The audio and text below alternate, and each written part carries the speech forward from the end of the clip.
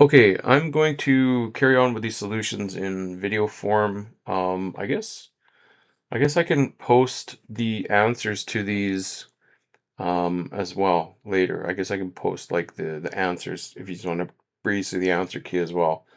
But I'm thinking finding that the videos are taking maybe about the same amount of time, maybe a little bit more time than doing the answer keys. So and people are finding these more helpful.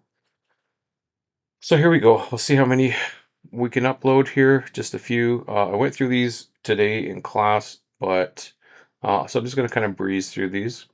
But you can check your answers with these ones. All right. So in problem number 32, it says Jenny notices a music store is having a no GST and 40% off regular price sale.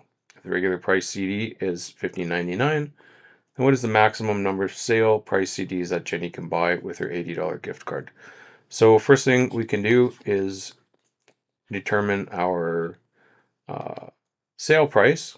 So if I'm going to take my original price and then I'm going to subtract my savings, okay, I'm going to subtract my savings. And how much am I saving? It says we're 40% off. Okay, so 40%, if I multiply 0.40 times the original price, that's going to tell me how much I saved. Okay, so we have 15.99 minus our sale price. So we've got 0.4 times 15.99 equal to 639. We're going to round that up to 40, 640. So we're saving $6.40. So my actual price is going to be 15.99 minus my savings, and that is $9.59. Okay, so now my CDs are costing $9.59. How many can I buy with $80? Oh, I'm going to take my $80 and divide by the cost of each one, and then I'll see how many I can buy. $80 oops. Clear. $80 divided by $9.59. Whoops, I did something wrong.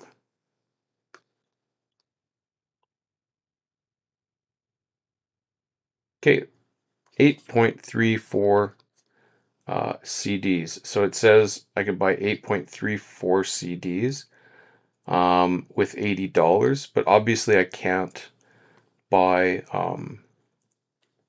more than what I have. So I can't buy a fraction of a CD, so I can only buy 8 whole CDs, and I'll have a little bit of money left over. Okay. So there we go. That's number 32. Number 8. At a picnic for 49 people, 4 families each brought an equal number of lawn chairs. If 5 more lawn chairs were still needed, then how many chairs did each family bring? So we can kind of do with this sort of like a guess and test kind of method here. So just think about it. It always helps to write down the things that you know. We know there's 49 people. Okay. What else did it say? It said there was 4 families and they each brought 4 families and they each brought an equal number of lawn chairs. So that means we have, let's call it family number 1, family number 2, family number 3, family number 4. They each brought some chairs to the party. How many chairs did they bring? We don't know, but we do know is that they're the same amount of chairs. Okay, so he brought some chairs. He brought also some chairs as family, and they brought chairs. Okay, we don't know there's 49 people, and these 4 families brought the chairs for everyone to sit on. So it says that if 5 more lawn chairs were still needed, then how many chairs did each family bring?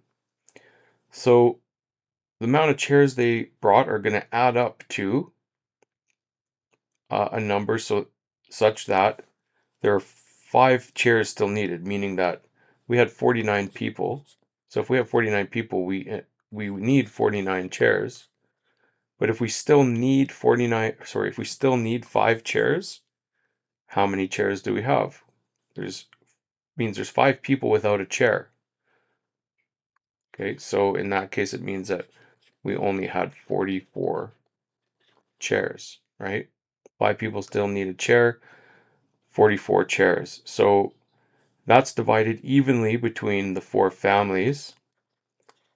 And so because it said they brought an equal number, can we divide 44 into between 4 families equally? Sure. 44 chairs divided by 4 families is equal to 11. So they each brought exactly 11 chairs. So this wasn't actually really a guess and test method. I did this problem before and I did it slightly differently. I kind of worked in reverse here on this one. But anyway, the answer is number 11, and that's one way you can do that. You just have to sort of reason through the problem and work it out. So there you go.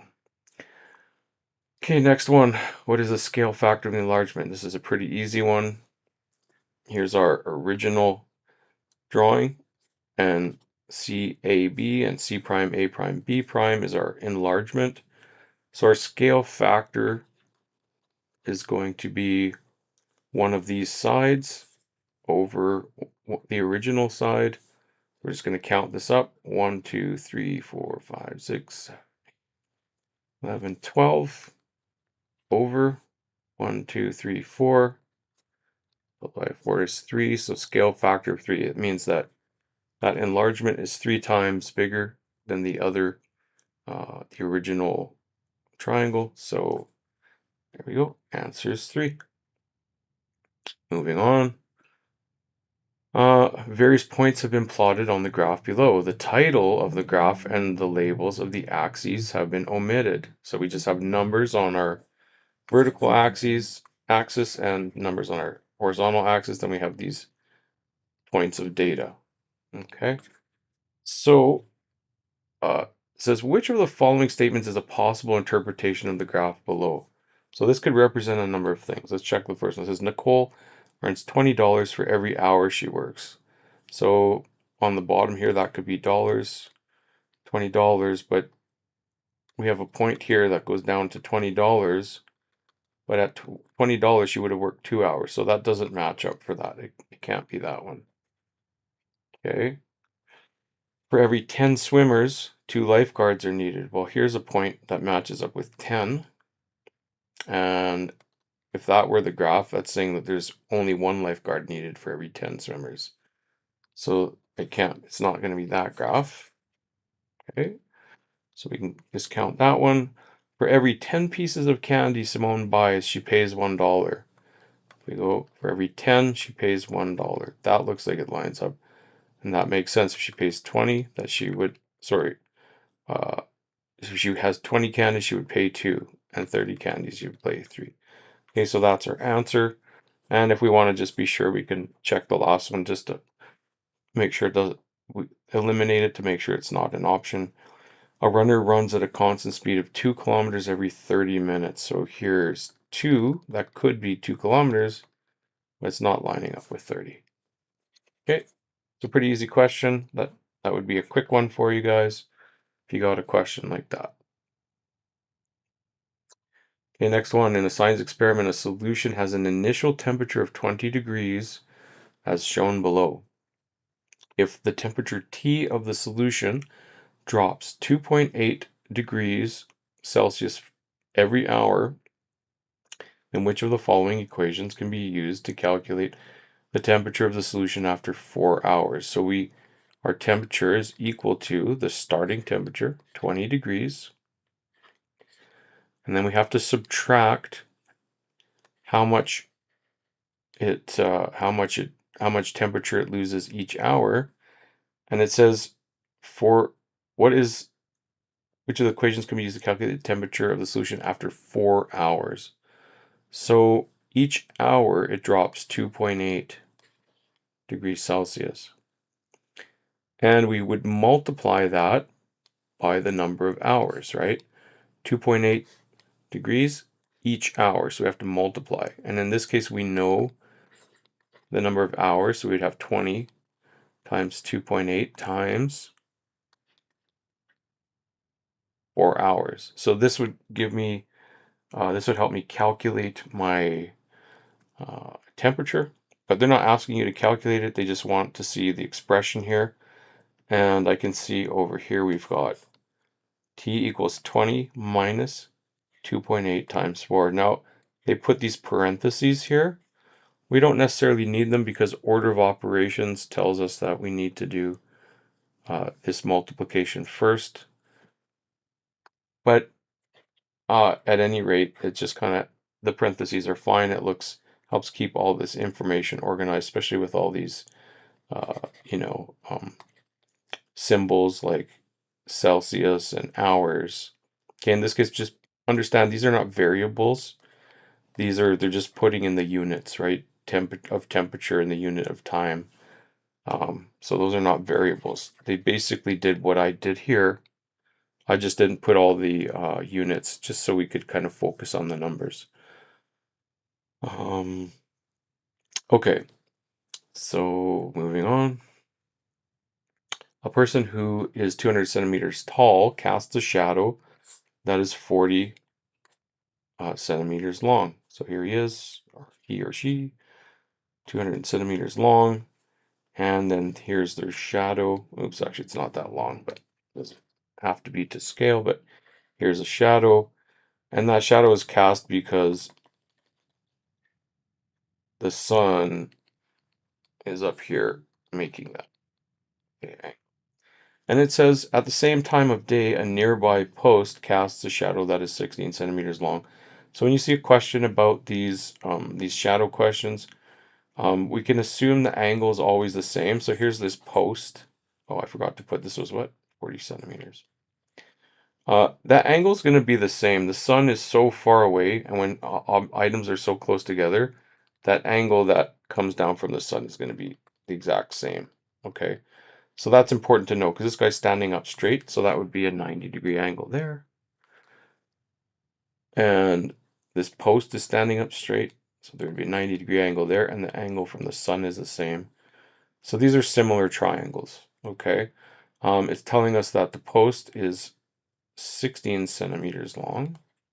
So, yeah, it's a very short, oh no, it's a, pardon me, gotta read carefully.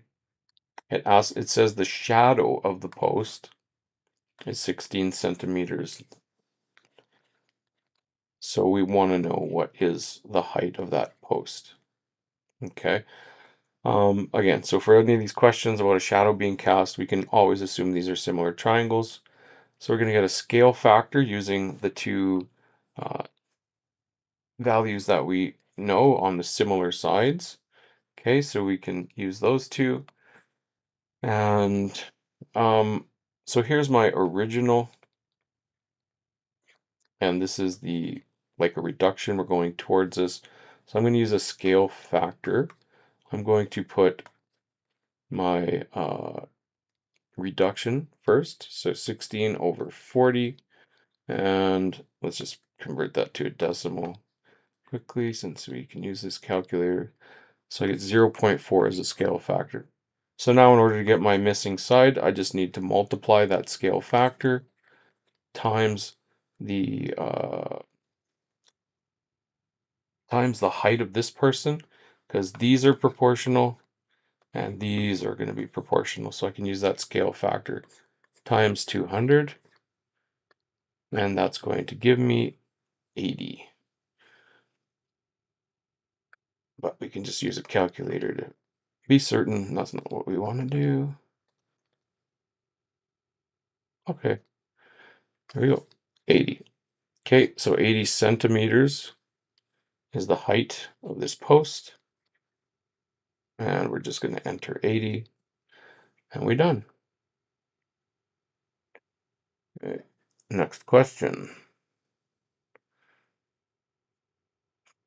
Okay, this one says, which of the following equations represents the relationship between the variables x and y in the graph shown above? So now we haven't talked about anything like slope and intercept. That would be a quick way to do this question, but we're just going to work with stuff maybe we're more familiar with. So we are going to make a table of values. We're just going to check a couple of points and see if they satisfy this equation. So we want to see our x and y points here. Okay, I've got a point here that I can determine, a point here and a point here. We don't need to check them all, but we'll check one and make sure it fits this equation. And maybe we should check 2 points just to make sure that we're talking about um, a graph that actually follows this. Because if we get 1 point, that could be an equation for a line that passes through one of these points.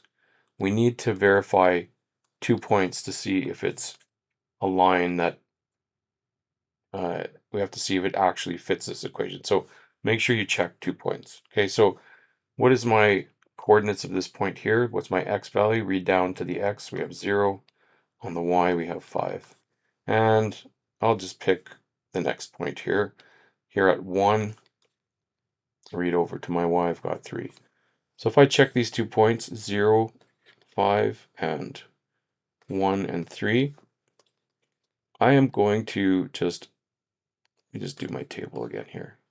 So here's x is 0. We're going to substitute that in for these equations. So we could try this first equation and just make quick calculation. So y is equal to 5 minus 2x. So I'm going to substitute my value for x in there. So don't worry about y, we're just going to leave that outside. The y is going to be the value we put down here, or that we're going to calculate to go here. But we have to substitute our value of x into here. Okay, so for x equals 0, as we have here, we're going to substitute that in. 5 minus 2 times 0. And what does that equal? That gives us 5 minus 2 times 0 is 0. 5 minus 0 is 5. Okay, so when we substitute in x of 0, we get 5. So that's referring to this point. So that matches the equation. When we use this first equation and we plug in a value for x, we get the same value of y, okay, for this point. So we know for sure that this equation here at least would have a value that touches this point. We're going to check one more point, and if that equation matches our second point, we know that this linear equation is right between 2 points. We can make it a line, and we can know that this is following this same relationship here.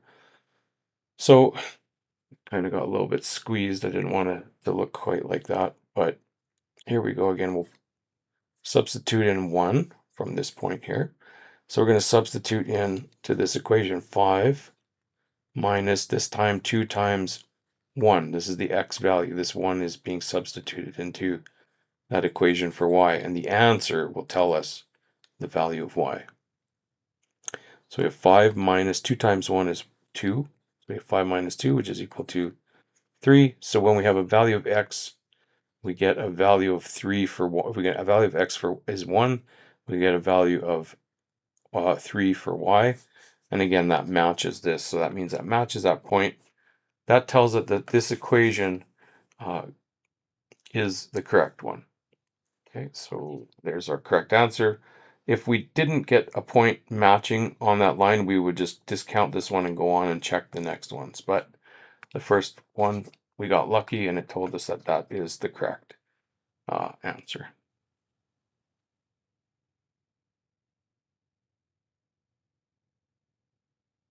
Okay, next one is an easy one.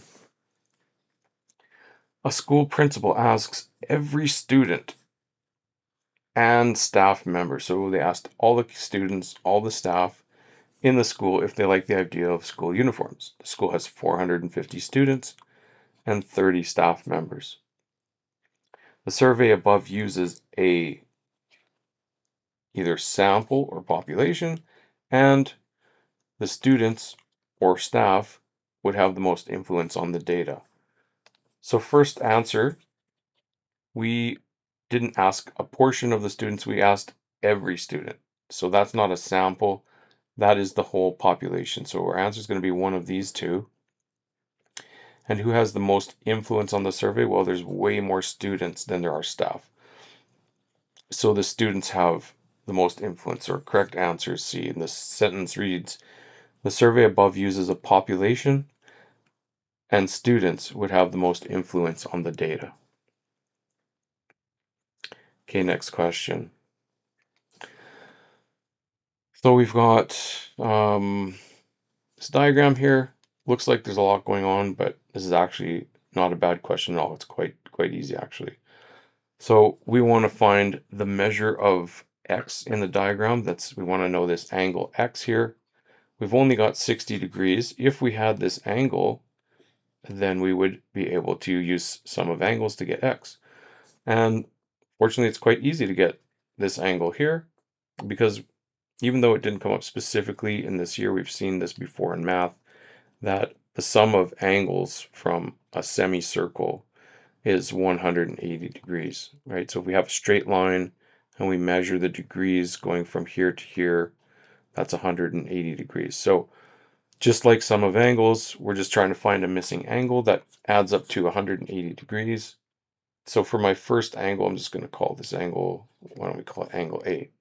So for angle A, we are going to take 180 degrees and we are going to subtract these two angles, 60 and 70. So if I do that, I have 180 minus that's 130. So I've got 50 degrees. Okay, so that angle we know now is 50 degrees.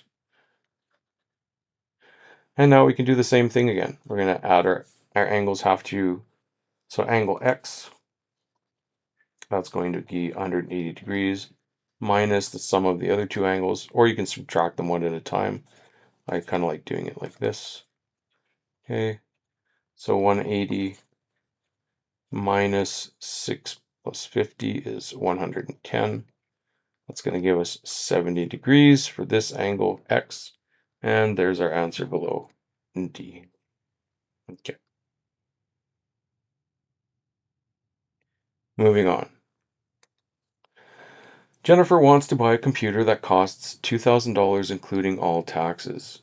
She will make a down payment of $500 and arrange to make 5 equal payments for the balance owing. Which of the following expressions can Jennifer use to determine the amount of each of the 5 equal payments? So the computer is $2,000. She's making a down payment. That means she's giving them some money. They'll hold it for her, but she's made that first payment. So she's made her first payment of $500. And that's going to equal $1,500. Uh, those remaining $1,500 are going to be made in 5 equal payments. So in order to figure out those equal payments, we would take the $1,500, divide by 5, and get 300. So her payments, she's going to make 5 payments of $300. Now, they're not looking for the actual answer, they just want the expression.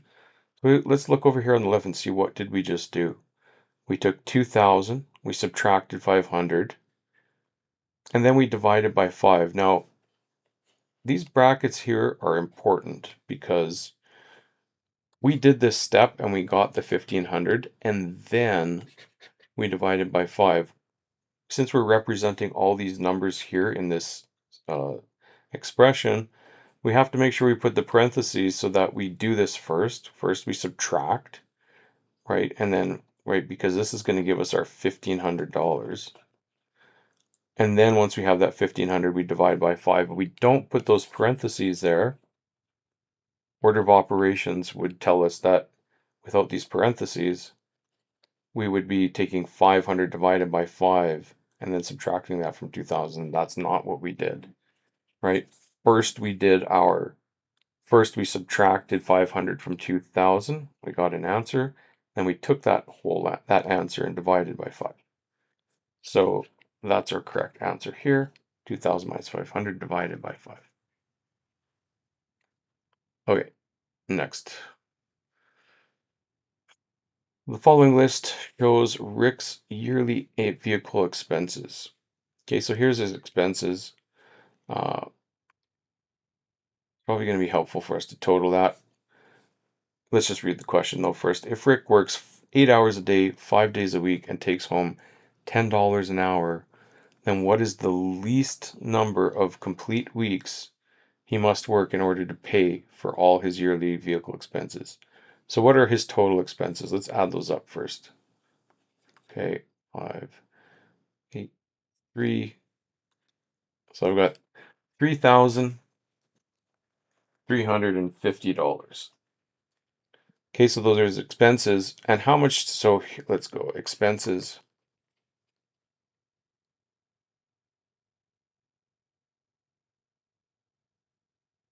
Okay, and um, how much does he earn? Okay, how much does he get paid? His earnings. He works 8 hours times 5 days a week. That'll tell us the total number of hours, which would be 40, times $10 an hour. That's going to give us his earnings per week. Oops, why did I do that? Okay, and that's $400. So he earns $400 each week. So how many weeks would it take to pay it off? Take the how many weeks would he have to work to pay all his expenses? We take the total expenses, divide by how much he earns per week, and that will give us the number of weeks he needs to work to pay for those expenses. So 3350 divided by 400, that's 8.375. Now, that's saying he would need to work 8 weeks plus 0.375 of another week. Well, he probably gets paid weekly or something like that, and he's not going to get paid after he works like a third of a week. He's got to work a whole another week to get his next pay. So we're going to round that up. 8 weeks would not be enough. If we said 8 weeks, it would mean he's earned almost enough money, right, to pay the 3,350. Because it said it would take 8.375 weeks, that means we're going to have to go to the 9-week mark for him to be able to pay that. And if you want, you can verify that. If he only did 8 weeks and he makes $400, that would give you $3,200. That's not enough, right? He needs 3,350. So if he works 9 at 400, he's gonna have $3,600, which is more than enough to cover his expenses. So he's got to do at least 9 full weeks. Okay. And I think that was the last question. Yes. Okay, so I'll upload this video. It is obviously this is only a portion of the solutions for this PAT, because the rest of them I did just simply upload the I uploaded the answers for these ones here.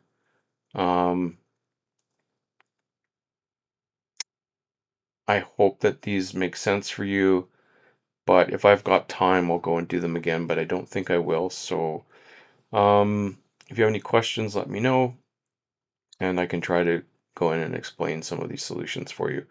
But I'm going to move on and do some for, I think, the 2015 PAT.